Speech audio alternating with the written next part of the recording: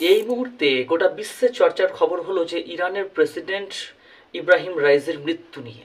এই ইব্রাহিম রাইজির মৃত্যু মানে একটি রাষ্ট্রের প্রধানের মৃত্যু, মানে কোনো সাধারণ বিষয় নয়। তাই গোটা বিশ্বের যে মিডিয়া মহল আছে তা নিয়ে তুমুল চর্চা চলছে। প্রাথমিকভাবে যে মৃত্যুর কারণ তা বলা হচ্ছে যে আবহাওয়ার কারণে। আর সেদিন সত্যি আবহাওয়া খুব খারাপ ছিল, বৃষ্টিপাত হচ্ছিল এবং কুয়াশা ছিল, যে কারণে আবহাওয়ার কারণকে প্রাথমিকভাবে দায়ী করা হচ্ছে যে আবহাওয়ার কারণেই কিন্তু রাইজের মৃত্যু হয়েছে। আমরা একে একে বিষয়গুলি জানবো। আবহাওয়ার কারণে যদি হয়ে থাকে তাও একটু সন্দেহ থাকছে যে 3টে হেলিকপ্টার নেসে গেছিলো। এখন 3টে হেলিকপ্টারের মধ্যে বাকি 2টি হেলিকপ্টার কিন্তু নিরাপদে ফিরে এলো, কিন্তু শুধুমাত্র রাইজের যে হেলিকপ্টার সেটি কেন ক্র্যাশ করে গেল। এখন বিষয় হচ্ছে যে রাইজের মৃত্যু নিয়ে আরও ইন্টারন্যাশনাল যে বিষয়গুলি আছে, মানে জিওপলিটিক্যাল বিষয়, আন্তর্জাতিক রাজনীতির বিষয়গুলি জড়িত আছে, যে কে বা কারা রাইজিকে টার্গেট করেছে, কে বা কারা রাইজিকে বা ইরানকে আক্রমণ করতে পারে বা এই ঘটনা ঘটাতে পারে, সে সম্পর্কে আমরা দৃষ্টি দেবো। সেই বিষয়েও আলোচনা চলছে যে হতে পারে এর পিছনে ইসরায়েলের হাত আছে। কারণ ইসরায়েলের যে গুপ্তচর বাহিনী তার নাম হলো মোসাদ। আর মোসাদ সম্পর্কে গোটা পৃথিবীর মানুষ জানে, আমরা সকলে জানি যে মোসাদ হলো গোটা পৃথিবীতে যত গুপ্তচর বাহিনী আছে তার মধ্যে সবচেয়ে খতরনাক যে গুপ্তচর বাহিনী তার মধ্যে একটি হলো ইসরায়েলের মোসাদ বাহিনী। তৃতীয় হচ্ছে যে এর পিছনে আমেরিকার হাত থাকতে পারে। আমেরিকার কি হাত থাকতে পারে আমরা বিস্তারিত জানবো। চতুর্থ হচ্ছে যে ইরানের যে রাষ্ট্র, ইরানের রাষ্ট্র ব্যবস্থাতে রাষ্ট্রের প্রধান যিনি, তিনি কিন্তু রাষ্ট্রপতি নন, তিনি হচ্ছেন রাষ্ট্রের যে ধর্মীয় নেতা, তিনি হচ্ছেন ইরানের রাষ্ট্রের সর্বোচ্চ নেতা, ধর্মীয় নেতা। আর এখন যে ধর্মীয় নেতা আছে তার নাম হলো আলী খামেইনি। আর এই আলী খামেইনির উত্তরসূরি হিসেবে ছিল রাইজির নাম।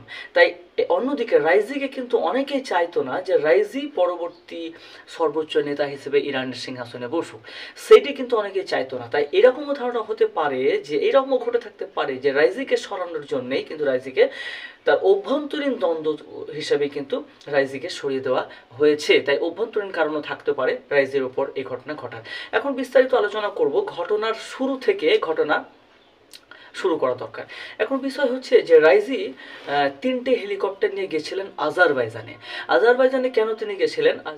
আজারবাইজানে তার যাওয়ার উদ্দেশ্য ছিল, আজারবাইজানে অরাস নামে একটি নদী আছে এবং সেই নদীর উপর একটা ড্যাম তৈরি হয়েছে। ড্যাম মানে বাঁধ। আর সেই বাঁধটা নির্মাণ করছে ইরান এবং আজারবাইজানের যৌথ উদ্যোগে। তাই যখন বাঁধটা নির্মাণ হয়ে গেছে তখন দুই দেশের রাষ্ট্রপ্রধান তারা স্বাভাবিকভাবে সেখানে উপস্থিত থেকে সেটার উদ্বোধন করবে। এই উদ্দেশ্যেই তিনি কিন্তু রাইজি কিন্তু আজারবাইজানে গেছিলেন, 3টে হেলিকপ্টার নিয়ে গেছিলেন। তিনি যখন সেখান থেকে ফিরে আসছিলেন তখন আবহাওয়া সত্যি খুব খারাপ ছিল, চারিদিকে কুয়াশায় ঢেকেছিল, প্রচুর বৃষ্টিপাত হচ্ছিল এবং এলাকাও ছিল পাহাড়ি এলাকা। এই সময় তিনি ফিরে আসছিলেন 3টি হেলিকপ্টার নিয়ে। 2টি হেলিকপ্টার নিরাপদে ফিরে আসে, কিন্তু রাইজি যেটি ছিলেন, মানে ইরানের প্রেসিডেন্ট যেটিতে ছিলেন এবং ইরানের বিদেশমন্ত্রী যেটিতে ছিলেন, সেই হেলিকপ্টারটি কিন্তু দুর্ঘটনার কবলে পড়ে যায়। তার কারণ কি? কারণ পাহাড়ি এলাকা ছিল, যে জায়গাতে হেলিকপ্টারটি ক্র্যাশ করেছে সেটা হচ্ছে গ্রামীণ এলাকা এবং পাহাড়ি এলাকা, যেখানে উদ্ধার করে তাদেরকে বহুক্ষণ পরে খুঁজে পাওয়া গেছে। অনেক দীর্ঘ সময় লেগেছে সেই তাদেরকে উদ্ধার করতে, সেখান থেকে খুঁজে পেতে। তা থেকেই বোঝা যায় যে জায়গাটি ছিল একটু দুর্গম জায়গা। এই বিষয়ে একমত। মোটামুটি 9জন লোক ছিলেন, 9জনের মধ্যে 9জনই কিন্তু মারা গেছেন সেখানে। বেশ, এই হলো যে আবহাওয়ার কারণ। দ্বিতীয় কারণ যেটা হচ্ছে সেটা হচ্ছে ইসরায়েলের হাত। এই গোপন যে গুপ্তচর বাহিনী আছে তার নাম হলো মোসাদ। এর পিছনে কি মোসাদের হাত আছে বা ইসরায়েল কেন তাকে আক্রমণ করবে? দেখুন, আমরা প্রিভিয়াস হিস্ট্রি, আমরা বেশ কয়েকদিন ধরে আন্তর্জাতিক ইতিহাসে দেখছি যে ইসরায়েলের যে হামাসকে কেন্দ্র করে, হামাসের সঙ্গে ইসরায়েলের কিন্তু ব্যাপক যুদ্ধ চলছে। হামাস হচ্ছে সেই যে ইসরায়েলের মধ্যে গাজাপট্টি যে জায়গাটা আছে সেখান থেকে হামাস কিন্তু ইসরায়েলকে আক্রমণ করেছিল, যার প্রতিবাদে, যাকে কাউন্টার করে ইসরায়েলের সৈন্যবাহিনীটা হামাসকে আক্রমণ করে এবং হামাসকে বা সেই গাজাপট্টি কিন্তু ইসরায়েল এখন তছনছ করে দিয়েছে।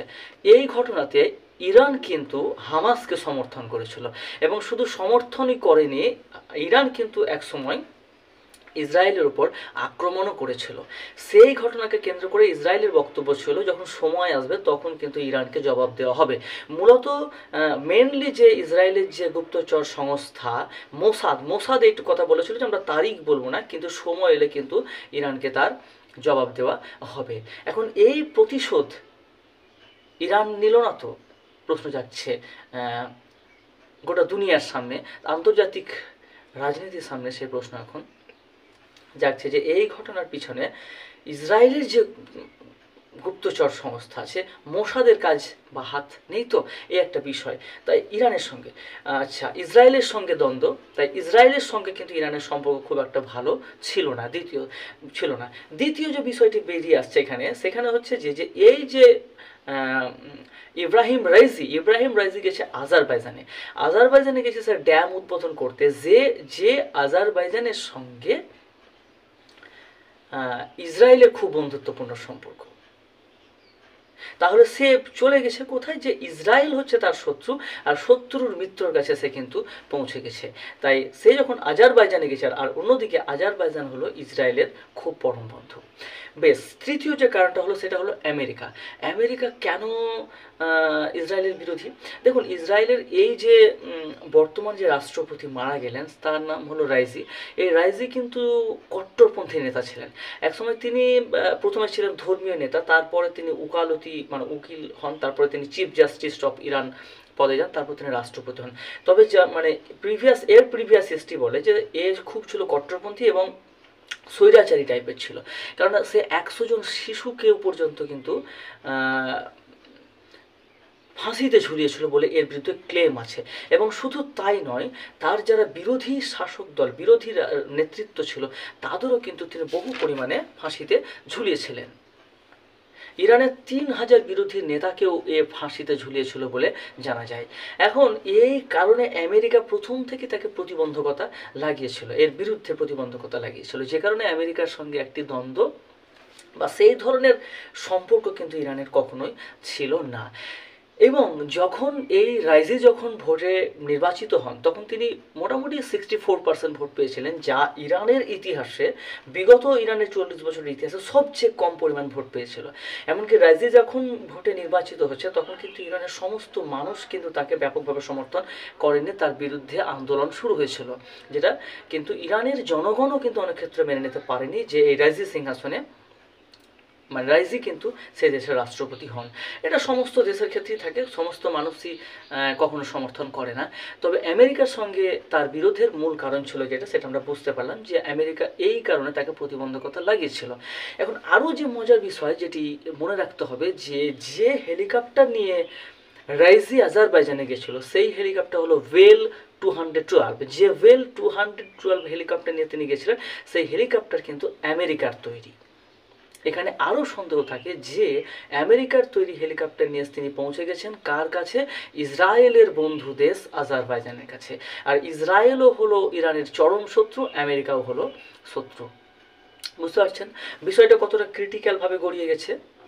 তাছাড়া ইসরায়েলের অভ্যন্তরেও কিন্তু রাইজিকে নিয়ে ব্যাপক আন্দোলন একটা সময় হয়েছিল। তাকে বলা হতো যে তেহরানের কসাই বলা হতো, কারণ বহু মানুষ নাকি তার দ্বারা হত্যা হয়েছিল, তার নির্দেশে হত্যা হয়েছিল। এমনকি তিনি হিজাব বিতর্ক নিয়ে ব্যাপক এক সময় আইন নিয়ে আসে এবং হিজাব বাধ্যতামূলক করেছিল। সারি প্রতিবাদে একটি মহিলা মারা গেছিল প্রতিবাদ করে, তার নাম হলো মেহসা আমিনি। সেই মেহসা আমিনি মহিলার মারা যাওয়ার পরে কিন্তু মহিলাদের তরফ থেকে ব্যাপক আন্দোলন শুরু হয়েছিল গোটা ইরান জুড়ে, এবং সেটিকেও কিন্তু পুলিশ বা প্রশাসন নিয়ে করে ব্যাপকভাবে দমন করা হয়েছিল। তাহলে রাইজির মৃত্যুকে কেন্দ্র করে বহু কারণ উঠে আসছে। এক হচ্ছে আবহাওয়া, দ্বিতীয় হচ্ছে ইসরায়েলের গুপ্তচর বাহিনী মোসাদ, তৃতীয় হচ্ছে আমেরিকা, চতুর্থ যে কারণটি সেটি হলো যে যেটা বলছে ইরানের যে প্রধান নেতা, ইরানের যে সর্বোচ্চ নেতা, তিনি হচ্ছেন ধর্মীয় নেতা সেখানকার। আর সেই ধর্মীয় নেতা হওয়ার পথেই কিন্তু পরবর্তী উত্তরসূরি ছিলেন এই রাইজকে কিন্তু ইসরায়েলের সমস্ত মানুষরা মেনে নিতে পারে না। এই বিষয়গুলি হচ্ছে হিস্টোরিক্যাল কনসেপ্ট। এই বিষয়গুলোর পিছনে কোনো একটি বড় ঘটনার পিছনে বহু কারণ থাকতে পারে, সেই বিষয়গুলি আমরা এখানে কিন্তু বোঝার চেষ্টা করলাম। এখন ইরানের পরবর্তী পরিস্থিতি কি হবে? দেখুন, ইরানের সংবিধান অনুযায়ী ইরানের প্রেসিডেন্ট যদি হঠাৎ কোনো দুর্ঘটনায় মারা যায়, সেক্ষেত্রে যে ভাইস প্রেসিডেন্ট আছে সে কিন্তু পরবর্তী প্রেসিডেন্ট হিসেবে দেশ চালাতে শুরু করবে। এখন ভাইস প্রেসিডেন্ট স্বাভাবিকভাবে সেই জায়গায় পৌঁছে যাবে, সেক্ষেত্রে রাজনৈতিকভাবে ইরানকে যে বিরাট সমস্যার মধ্যে পড়তে হবে এই মুহূর্তে, তেমনটা নয়। ভাইস প্রেসিডেন্ট সঙ্গে সঙ্গে তার স্থলাভিষিক্ত হবে। এখন এই ঘটনাকে কেন্দ্র করে ইরানের যে 5 দিনের রাষ্ট্রীয় শোক জ্ঞাপন করা হয়েছে এবং ঘোষণা করা হয়েছে ভারতের তরফ থেকে। এই দিক থেকে কিন্তু লক্ষ্য করতে হবে, ভারতের সঙ্গে কিন্তু ইরানের সম্পর্ক মোটামুটি ভালো, বেশ ভালো সম্পর্ক। সেক্ষেত্রে ভারতের নয়াদিল্লির তরফ থেকে জানানো হয়েছে একদিনের রাষ্ট্রীয় শোক জ্ঞাপন করা হবে। এখন ইরানের প্রেসিডেন্ট রাইজির মৃত্যুর অরিজিনাল কারণ কি, যার হেলিকপ্টারের কোনো টেকনোলজি কোনো কারণ ছিল নাকি বা টেকনিক্যাল কোনো দুর্ঘটনা ঘটেছে নাকি, সেটি জানা যাবে হেলিকপ্টারের ব্ল্যাক বক্স উদ্ধার করার পর। সেই তথ্য আসার পর নিশ্চয়ই আমরা আরও বিষয়টি পরিষ্কার হতে পারবো যে এর পিছনে কি কারণ ছিল। আরও বহু তত্ত্বাবধান, আরও বহু তদন্তের পর নিশ্চয়ই এর সঠিক বিষয় জানা যাবে। তাহলে এই ছিল যে ইরানের শাসক রাইজির ইতিহাস এবং রাইজির মৃত্যুর পেছনে যে সন্দেহ কাজ করছে বিভিন্ন দেশের উপর, সেই বিষয়গুলি এখানে আলোচনা করা হলো। এই ধরনের আন্তর্জাতিক এবং হিস্টোরিক্যাল কনসেপ্টগুলিকে এই একদম গল্পের মতন করে বোঝার জন্যে চ্যানেলটিকে সাবস্ক্রাইব করবেন, যাতে নোটিফিকেশান সবার আগে আপনার কাছে পৌঁছে যায়, এবং পরিচিতর মধ্যে শেয়ার করতে ভুলবেন না। ধন্যবাদ, ভালো থাকবেন। দেখা হচ্ছে পরবর্তী ভিডিওতে পরবর্তী কোনো বিষয় নিয়ে।